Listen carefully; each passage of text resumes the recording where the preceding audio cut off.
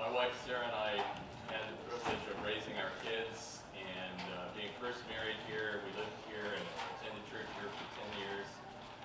And I want to tell you that those 10 years were especially dear to Sarah and me.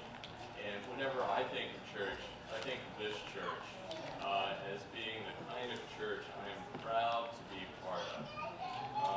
And really, this sermon was brought about from being here with you folks, really.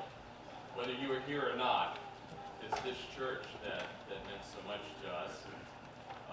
It's going to sound a little bit like I'm talking about race and race relations, and I am talking about race, but I'm talking about all of us as part of the human race and what God does to lead us as human beings to love Him and to love each other more. That's the focus. And Ken said it best. Keep your eye on what God is doing in these stories. Keep your eye on what God does to lead human beings like you and like me to be closer and more like Him. Okay? I should bring you greetings from Sarah, by the way, before I get started. She's very sorry to miss this. As I mentioned to several of you, her dad got sick on Thursday and was taken to the hospital, so she flew back to be with him. He is doing much better, but he is 92 years old, getting a little bit demented. He lives with his wife, who's 98, and my mom, who's 101, and they all live next door to us and are taken care of by Sarah's sister, Farrah. So when her dad got into the hospital, she felt she ought to go back so Farrah could not have to split her time between caring for all those people. But Sarah's dad's doing a little better, and one of those things. She flew back on Thursday, and I get to come here and do all the Rochester things that we love, because Rochester was our first home when we were married. You folks are our first church when we were married. This is always a homecoming for us. All right, so because we're all friends and family, let me ask you to participate by doing what's called a word association game, all right? I'm going to say a word, and if you don't mind, because we're all family here, I'd like you to shout back to me the first thing that comes to your mind when I say the word, okay? So let's try it. The word is Samaritan. Good. All right, y'all said Good Samaritan, right? And that's because for 2,000 years, the Christian church that we've all been going to has conditioned us to say Good Samaritan, because the most famous Samaritan we know of is the Good Samaritan in Jesus' story. But let's pretend that we're not the last generation of Christians, that we were the first. Instead of us sitting here at Genesee Park Boulevard, we were gathered in a room together with Jesus in Jerusalem before His ascension. And we look around and we can see our friends. We can see Rocky, and we can see Jimmy, and we can see Drew, and we can see Elizabeth, and Mary, and Martha, and Joanna. And they're sitting there, and if Jesus were to say to them, tell me, what's the first thing you think about Samaritans, what would they have said?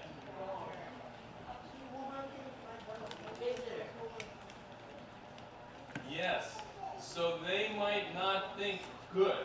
As a matter of fact, back then, the parable was not named the Good Samaritan.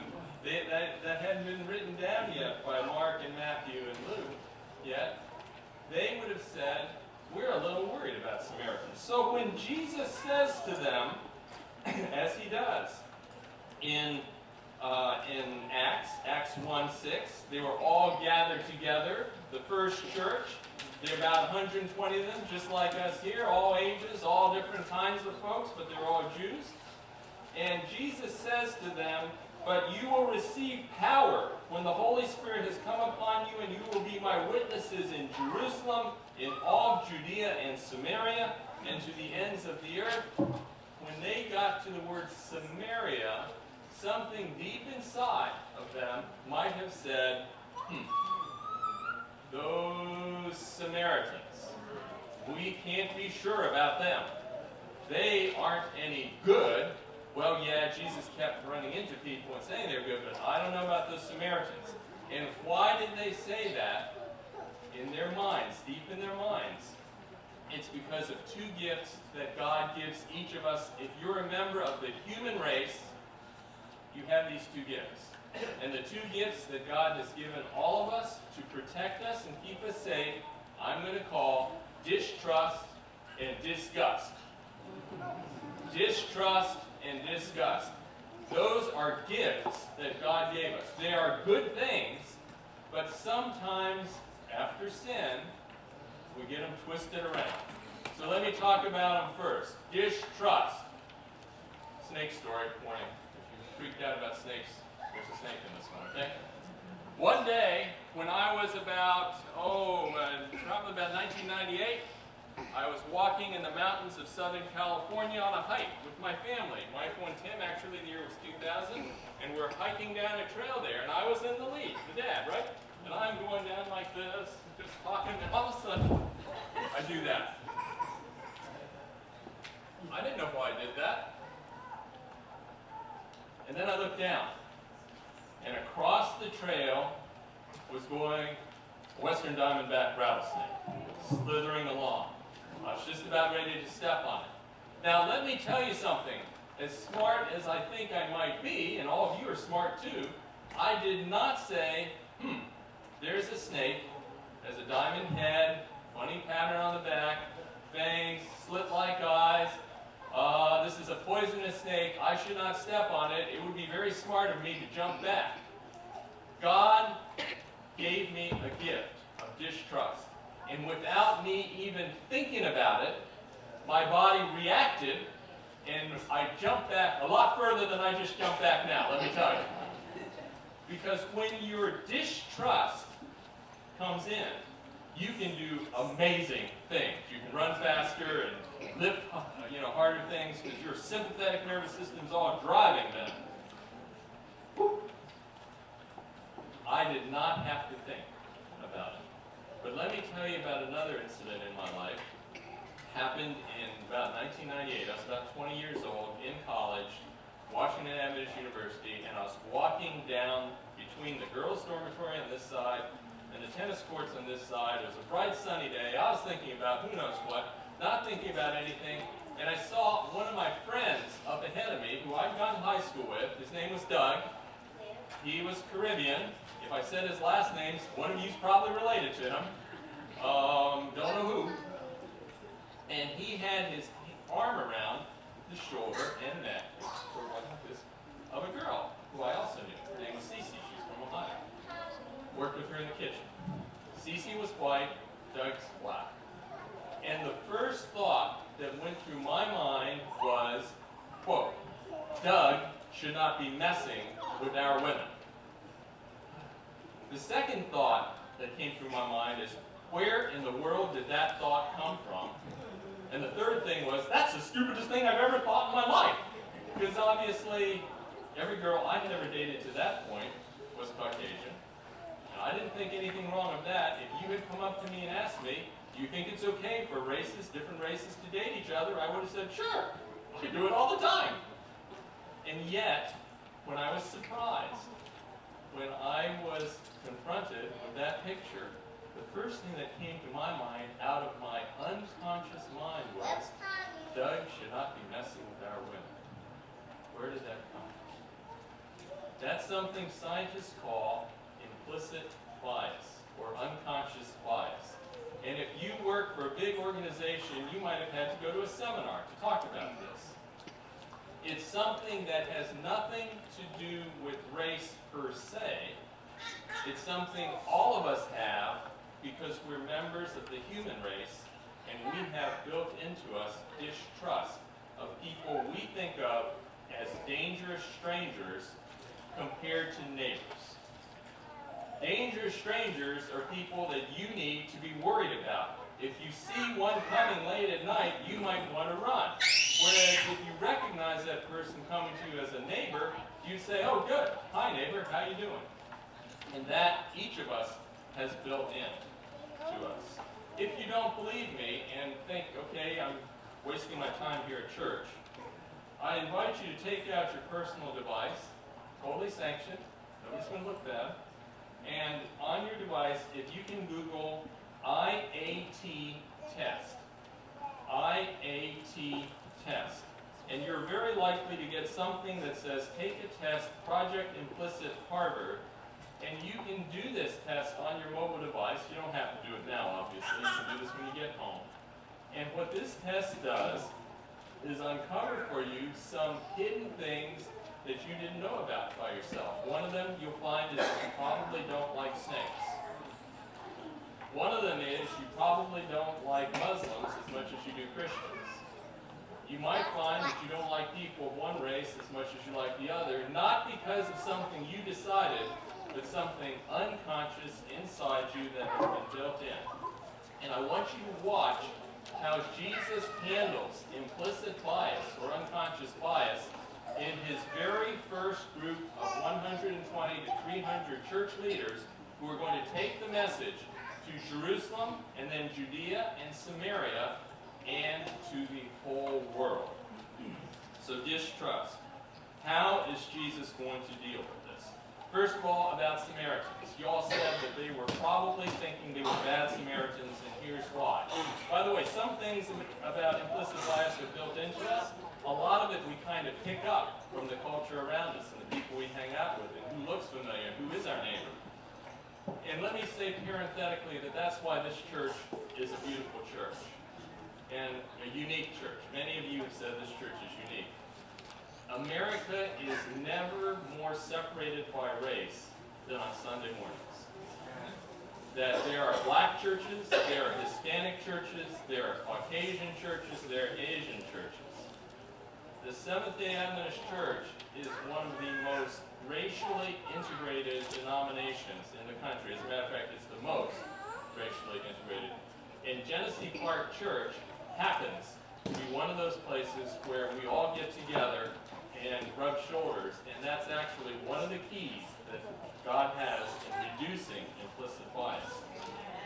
So here is what people would have thought about Samaritans. Samaritans were dangerous. First of all, they did something illegal. They rebelled against God's king. God's anointed king was King David, and then King Solomon, and then King Rehoboam, and the 10 northern tribes rebelled against them. Number two, they are bad people because as soon as they rebelled, they slipped into moral degeneracy. What did the northern kingdom do that was morally degenerate? What did they do that broke the 10 Commandments just like that? They built 2 calves to worship at. That's a direct violation of the 10 Commandments. It is clear that the northern kingdom, those Samaritans, are morally degenerate. Number 3, they weren't even racially part of the Jews. If you read in 2 Kings 17, 5-41, that's a huge chapter, 2 Kings 17, you will see all the reasons why the northern kingdoms were not one of God's friends. They will say, these people aren't even children of Israel. These people are foreigners who got settled here by the Assyrians. Number 4, they are not patriotic. These people are clearly against us because they're always aligning with the wrong foreign power. Number 5, if you read in verse 34, they specifically mention because they're foreigners from Mesopotamia, they haven't integrated into our customs. They still practice their own customs. They're clearly not one of us. Number 6, there are religious differences. Those people don't worship in the Jewish temple. They have their own temple in Mount Gerizim. Clearly, they are not one of us. And number 7, those people are terrorists. They are. When Antiochus Epiphanes, the Greek general, came to invade Palestine, he desecrated the temple in Jerusalem. He took over, and how did he desecrate the temple? He strode pig bones on the temple because he knew nothing would disgust the Jews more than having dead pigs in their holy place. Who told them that? Our friends, the Samaritans. Oh no, they're not our friends. Those people are morally degenerate. They are doing things that are illegal. They're not us racially, not us nationally, not us culturally, not us religiously, and to top it all off, they are terrorists. That's why you shouldn't associate with Samaritans. And you know, the Jews in Jesus' day did not. Remember, if you were going to the temple from Galilee and you were Jewish, you took an extra 2 days walk to go around the territory of the Samaritans so you wouldn't have to talk to these people. These people were bad news. They were not us. They're certainly not our neighbors. They are all of those things. Now, you don't have to think of who you feel that way about. This has been decided, by the way, in the Bible. If you look in Ezra and Nehemiah, you see that Ezra and Nehemiah both said, Samaritans are not part of us. They shouldn't be brought in to work on the temple. They shouldn't help us build the wall, and they should, by all means, not be intermarried. You need to kick them out, and one of the things Nehemiah did was to throw out a man named Sanballat, whose daughter had married a son of a high priest.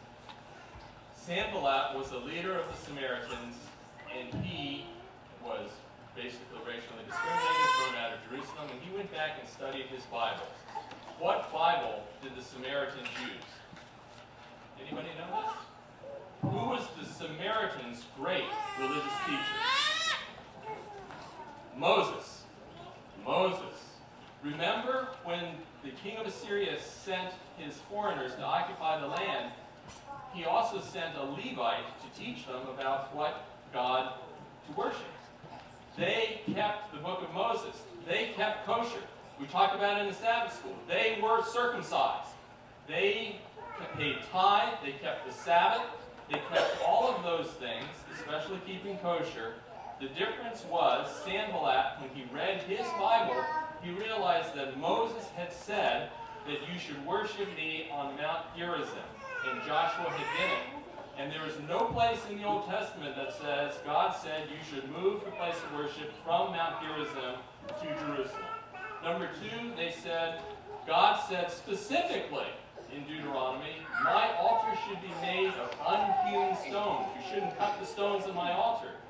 The altar in Jerusalem was made of shaped stones. The altar on Mount Gerizim that the Samaritans used was made of unhewn stones. So from the Samaritan standpoint, it was the Jews who were not following God's command, not very hospitable, not racially nice like us. They are rejecting us. They support the wrong politics. And after all, we rebelled originally to be against high taxes. Remember, that's the reason that the Samaritans rebelled, or the Israelites rebelled against Judah, was high taxes. We're just God-fearing, good old Americans, really, right? There was not a lot of love lost between the two. So how does Jesus, if he's going to want the early church, those 120 people sitting in the church listening to him before he ascended, how is he going to get them ready to preach the gospel to these people they considered as snakes? Well, he does several things. Number one, he travels through Samaria. The Gospels always note when Jesus goes through Samaria because that wasn't the expected thing, and the Gospel writers all said, wow, Jesus is traveling through Samaria. He talks to Samaritans. Can you remember lots of times that Jesus talked to Samaritans, most notably in John 4 with the woman by the well? They had a nice discussion of where should the temple be, Mount Gerizim or Jerusalem. Number three, he healed Samaritans. The healing ministry. Remember the 10 lepers? The one who came back was a Samaritan.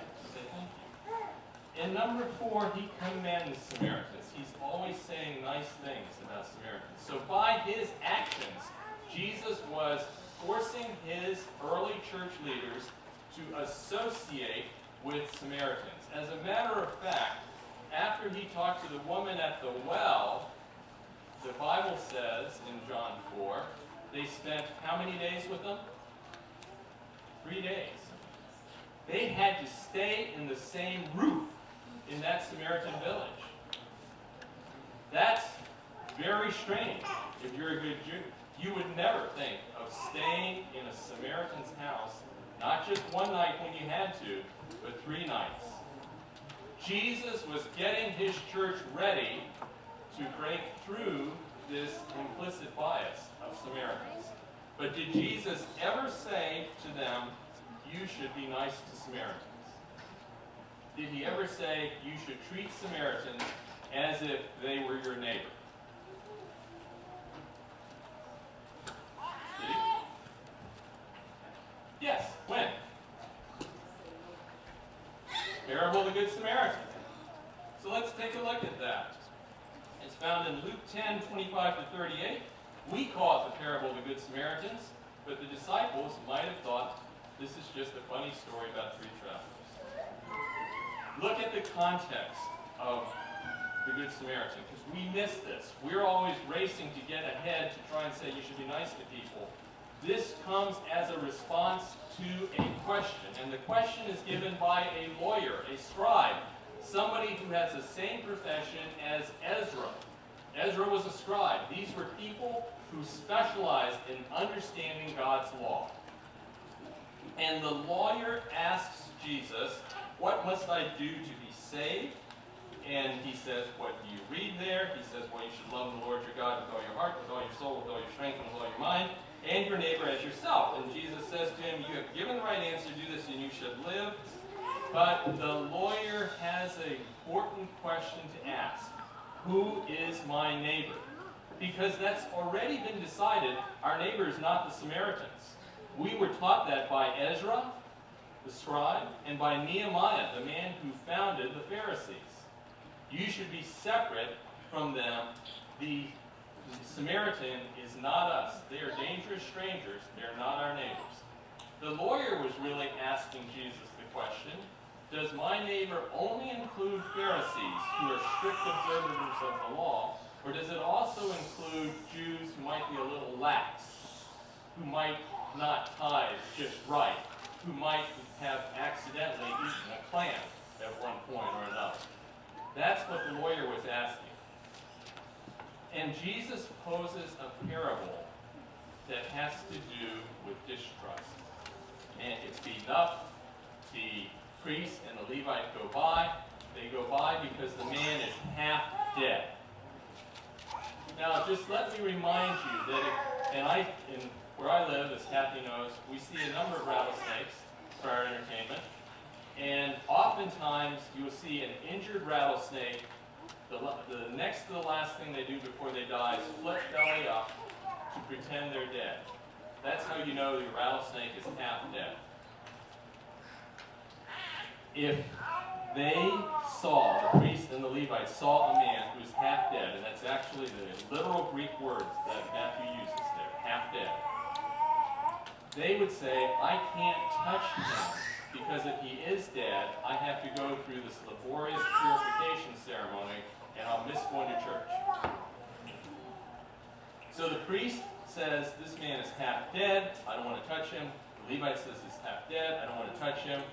And if Jesus was answering the question of the scribe, the third traveler would have been a good Pharisee, and the victim would have been a Samaritan. And the good Pharisee might have looked at it and had trepidation. Should I help him? After all, if you see a dead rattlesnake, your first thought is not, I need to give it mouth-to-mouth resuscitation. Right? But he was a good Pharisee, so he overcame that initial distrust and ministered to him. That would have answered the scribe's question. Yes, Samaritans are your neighbor.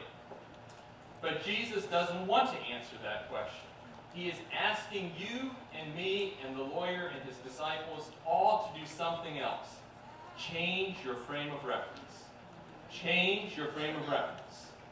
He says to them, think about it from the Samaritan's eyes. He's walking up down the road. He sees a half-dead person. Remember, he touches a half-dead person. He has to go through the exact same purification that the priest and the Levite had to do. But he doesn't make a distinction between who's like me and who's not. He simply says, there is somebody who needs my help. I'm going to help. Even though this was probably one of the people he despised most, a Jew. Because Jesus switches the frame of the reference, he is asking you to consider, who do I think of as disgusting or distrustful? What can I do to make this better. And God wants to help us. God wants to help us do this. So the Samaritan obviously takes care of the man. He takes extremely good care. Remember that the hotel he leaves him in is not the Motel 6. It is the Hilton. Did you know that? He leaves, the Samaritan leaves the money not for the cheapest kind of hotel there was. He leaves the traveler at the best hotel in town. And then Jesus turns to the lawyer and says, who was the neighbor? And the lawyer says, the one who showed mercy. He can't even say the Samaritan. He just says the one who showed mercy. Jesus is talking to the lawyer, to his disciples, to you and me, saying, you have to get over some of these implicit biases. I've shown you how to do it by walking and talking and doing all those things. Here's what else you can do. You need to make sure that when you think of people, you don't take your distrust of snakes and transfer it to a human being who's a child of God. Now, by the way, when the Jews defeated the Samaritans under the Maccabees, this is the period between the two testaments, what did they do to that temple in Mount Gerizim that the Samaritans had made with the altar of unhewn stones? They desecrated it, right? They destroyed it, they desecrated it, and how did they desecrate it? Dead pig bones. Why dead pig bones? Everybody uses them to desecrate the other one's temple. I'd like to suggest that's the other thing that's built into you or I discuss. And I want to quote a famous American social observer whose name was George Carlin. And some of you know Mr. Carlin. He passed away. Have you ever gone to the back of your refrigerator and found something in a Tupperware bowl, and you don't really know who put it in there? And when you open up the lid, there's this sort of black, green, gray, gelatinous kind of thing there. You don't know if it's meat, or you don't know if it's cake. Maybe it's a new kind of food, meat cake. I invented something new, meat cake. The question is, do you eat that? No matter how much you're trying to save money, no matter how much you are going to school on student loans and saying, I got to save money, chances are that it's so disgusting you will not eat it. Is that a good thing or a bad thing? Well, Mr. Carlin says, saving food makes you smart twice. The first time you say, I'm being smart. I'm saving money by saving this food. The second time you say, I'm being smart. I'm saving my life by not eating that food. That's disgust. It's built into each of us to protect us from all sorts of bad things that would happen if we did eat the meat cake. Now, keep in mind that Samaritans kept kosher. They were circumcised. They kept the law of Moses. They did all the same ritual purifications. When the leper, who was a Samaritan, was healed, Jesus told him, go show yourself to a priest. He was going to show himself to a Samaritan priest to declare himself clean. So these people were the only two groups in the whole world who kept kosher and were circumcised and kept the Sabbath and were looking forward to the Messiah. They were good Seventh-day Adventists. One was a little more liberal than the other. But the rest of the world did not eat haystacks. The rest of the world did not keep kosher. The rest of the world was not circumcised. And so if the disciples could sort of say, okay, if Jesus is going to stay in the house with the Samaritans, that's okay, I guess I can do it. At least they're kosher. At least they're circumcised. But Jesus, in his command to us, said, not only are you going to preach in Samaria, you're going to take the good news all over the world.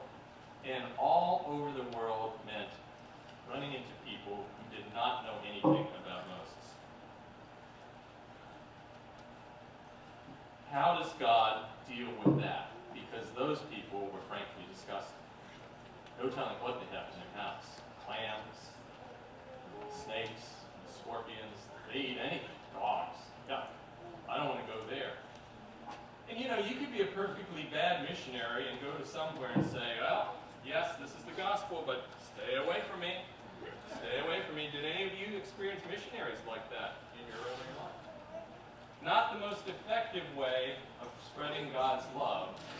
saying, but I really don't want to eat with you. My mom tells a story about a missionary in China. This is in the 1920s.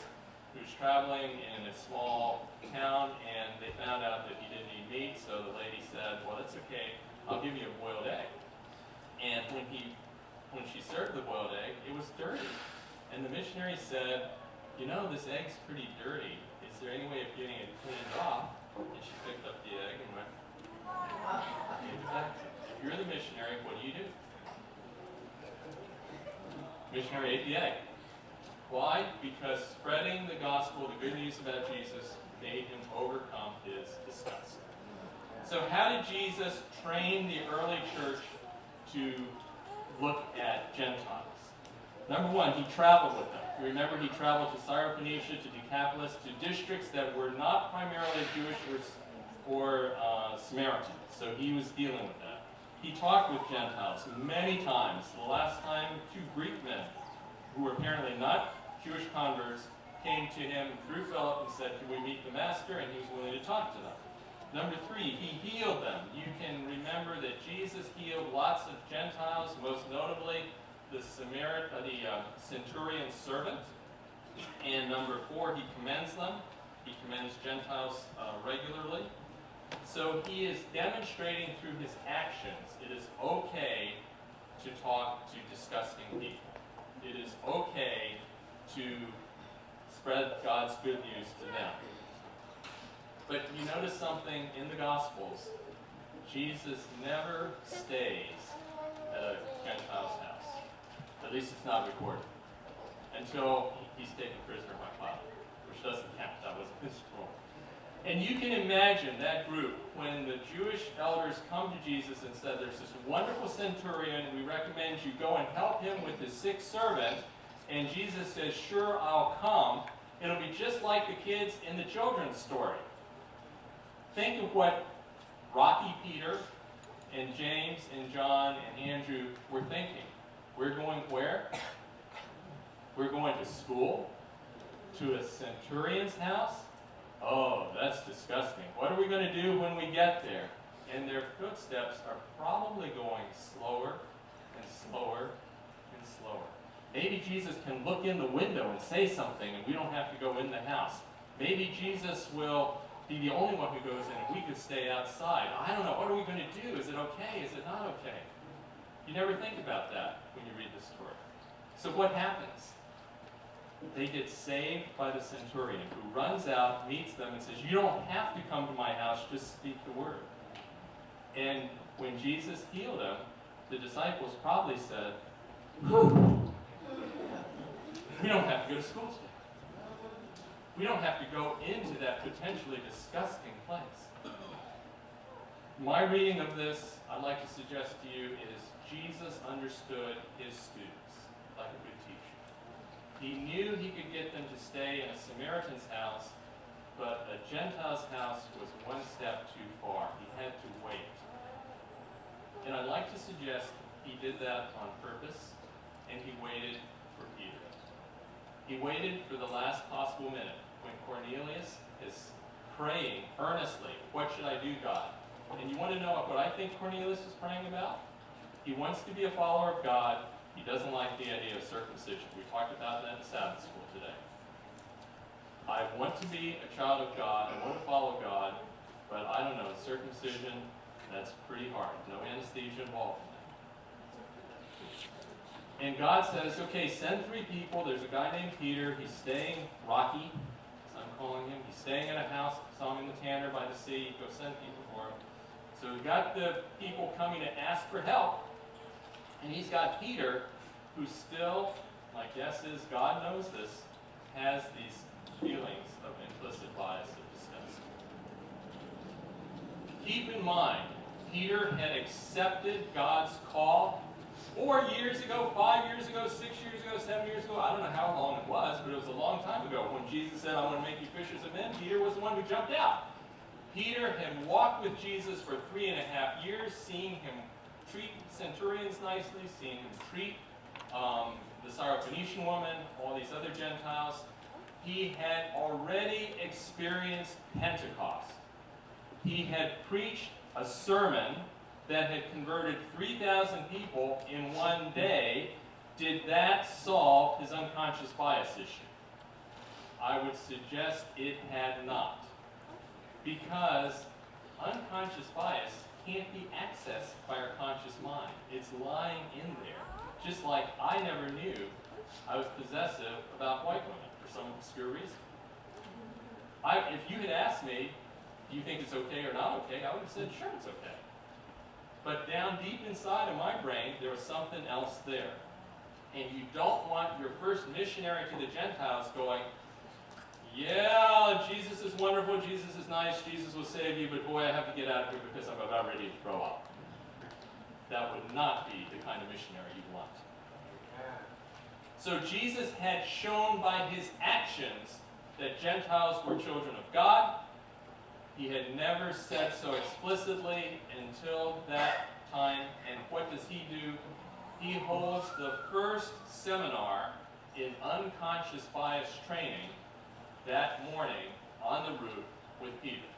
And he does it a lot faster than any company has done it since.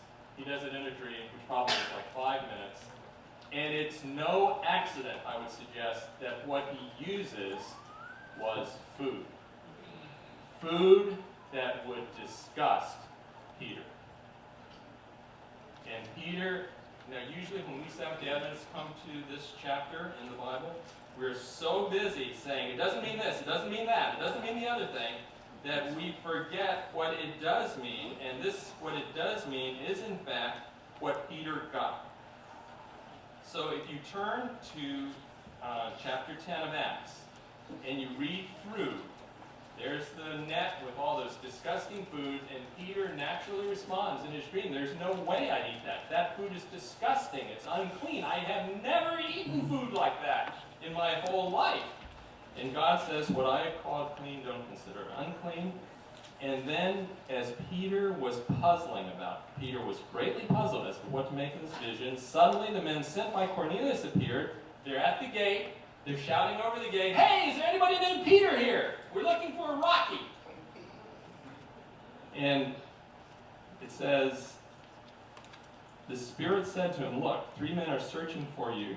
Verse 20. Now get up and go, and don't go with any hesitation. The word hesitation there is thinking about it, overthinking it. God said to Peter, don't overthink this. Don't hesitate. Just go. Just go. Peter goes with them. He walks into the house, probably the first time in his entire life he had actually been in a Gentile's house, at least willingly. And his first words are, well, he says first, stand up, don't worship me, I'm immortal. He says, you yourselves know, because the centurion was interested in Jewish religion, you yourselves know that it is unlawful for a Jew to associate with or visit a Gentile. But God has shown me that I should not call anyone profane or unclean. So I was sent, and I came without objection. Now you notice the difference. God says, don't hesitate.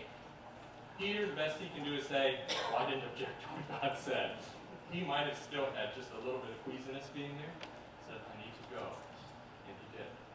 And as you know, there was a wonderful outpouring of the Holy Spirit there. These people were converted, received the Holy Spirit, and Peter was able to go back to his friends in Jerusalem and say, God has accepted these people, and we should too. And we should too. Now, you and I, in 2018, don't have a problem with Samaritans. Right? None of you have any unconscious bias about Samaritans.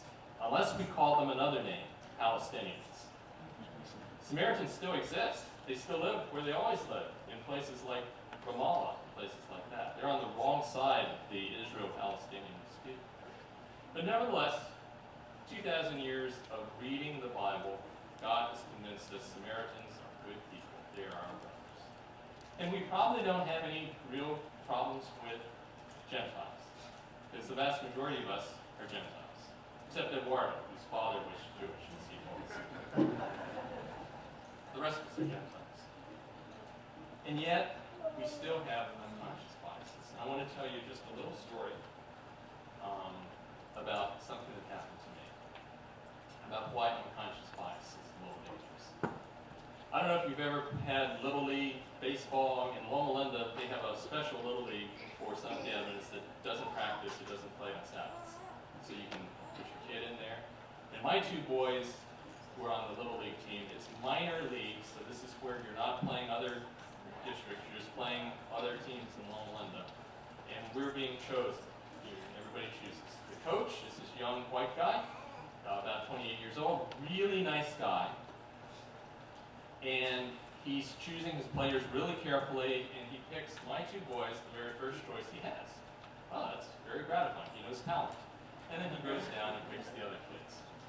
He has two more things he has to do. He gives a nice speech. He says, we have found a team mother who's volunteered, and that in any Little League is the most important thing, is the team mom, who's going to organize everything and make sure everybody has treats at the end of the game, so that's really important.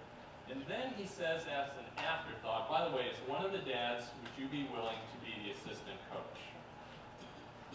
Two of us raise our hands. Me, and a guy who looks like Ken. Bald, good-looking guy, except this guy is probably, maybe half a foot taller and 60 pounds heavier than Ken. This guy was built. He reminded me of the movie star Samuel L. Jackson. He looked that good. You're the coach. You haven't thought this through. You figure there's probably only one dad who's going to raise their hand, and now you got two of them. And coach chooses to make a split-second decision. Who would you choose? Samuel L. Jackson, right? Samuel, and he does. Now, if coach had spent a little bit of time, if he gave himself a little bit of time, he would have said, you know, that Chinese guy, I took his kids first. Samuel, I took his kids last. Maybe the Chinese guy knows more about baseball than Samuel L. Jackson, but he didn't. He just went by appearances and said, oh, Mr. Jackson, you're in. And Mr. Jackson was a great coach. I don't want to belittle him at all. He was from the islands. Never played baseball in his life. He was great at hitting fly balls. But usually when you hit a fly ball to practice catching, you do this. Mr. Jackson, that. You all know what Mr. Jackson played growing up, right? He was a cricket player, and I'm sure he was a very good cricket player. Great dad, kept order, hit fly balls like no other. It wouldn't have made any difference if I'd been the assistant coach. We lost every game that season, so it didn't matter. I kept score, helped the coach out as best I could. It all worked out, and I usually end the story by saying nobody got hurt. And then I realized somebody did get hurt. One of the jobs of an assistant coach in Little League is to coach the base opposite where your dugout is. So if you're sitting along the first base line, the assistant coach goes to coach third base, and you have one of the players coach first base, where the coach can whisper things that he wants done to the player coaching first. And that's what usually happens, but because Mr. Jackson was an expert in cricket and did not know the rules of baseball at all, coach had to go coach third base, which wouldn't have mattered and didn't matter until about 2/3 of the way through the season. The coach's son, who we'll call Ryan, had not gotten a hit yet. He had not even touched the ball. He had swung 3 times and was out each time he got up, unless the balls were so bad that he got a walk, but he had never even made contact with the ball. And the coach was a very good, honest man. He did not play his son more than he should have. The minimum was you had to come up one time at bat, you had to play 1 inning in the outfield, and that's all his son would do. His son would play right field, exactly where it was. You know how some dads, if it's their son, they would say, oh, you should play more. But he didn't. Coach was a good coach and honorable man. 2/3 of the way through the season, coach is coaching third base. We're sitting along the first base line as a team, and Ryan makes contact with the ball for the first time. He not only makes contact with the ball, he gets a base hit. And all the parents on both sides who've watched Ryan flail at the ball all season start cheering, "Yay! Go Ryan! Run! Run!" And Ryan does. He takes off and runs to where his dad is, to third base, not first base. And even though Ryan got a base hit, the other team could throw the ball in, throw the ball to first base, and Ryan is out. Ryan never came back. And for all I know, the baseball world lost an all-star shortstop or something because Ryan never came back after that. But the coach, who was an honest man, who was a good man, who was a hard-working man, kept his commitment. He didn't quit. He stayed there. He was still very positive for the rest of the kids. Coached the rest of the season. We still never won a game. But he did that because he was a good man. What has always troubled me about this story is Coach's job, his day job. Coach was a sheriff's deputy for the Riverside County Sheriff's Department. And I've often thought, if Samuel L. Jackson and I were fighting and pulled guns at each other, and Coach came in an emergency, needing to make a split-second decision to save people's lives, Samuel L. Jackson would have been dead, and I would have been dead. That's why implicit bias is something we need to consciously work reducing. And you folks do it every Sabbath you come to church. Every Sabbath you come to church and sit with each other, you're saying, it doesn't matter what you look like, it doesn't matter your education level, it doesn't matter which political party you're in, you all are a child of God, and I'm here with you. Genesee Park does that better than any other church I know. So you see, God has a mission plan for us. And it's found in Revelation. And it says, I looked and there was a great multitude no one could count, from every nation, from every tribe, from people and languages, standing there before the throne and before the Lamb, robed in white, with palm branches in their hands. That's what God is working towards. Every nation, every kindred, every tribe, every political party, every cultural diversity. And therefore he wants you and I, as his body on earth, to be able to reach out to all his children.